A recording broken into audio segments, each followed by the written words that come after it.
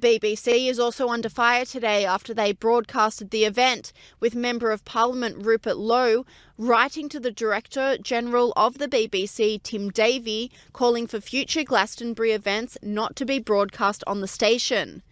The BBC eventually did fold and remove the content from streaming services, but the Board of Deputies of British Jews have released a statement demanding answers as to how the hateful content was allowed to be aired.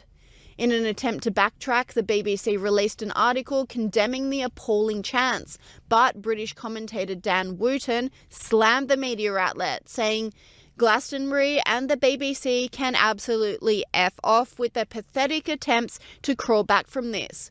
You created this hard-left anti-Semitic environment. You broadcast it. You support the jailing of Lucy Connolly and Tommy Robinson. Now the world sees what you're really about."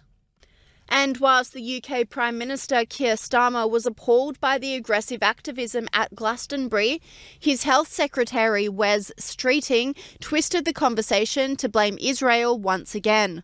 The Israeli embassy says what happened at Glastonbury raises questions about the glorification of violence.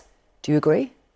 I think that is a challenge, and that's why I don't think anyone should be cheering it on. I'd also say to the Israeli embassy, get your own house in order. What happened in the West Bank this week by Israeli settler terrorists needs to not only be condemned, it needs to be acted upon. And Israel cannot continue to look the other way while its own people are carrying out unwanted acts of terrorism and violence. They wouldn't tolerate it rightly against their own citizens.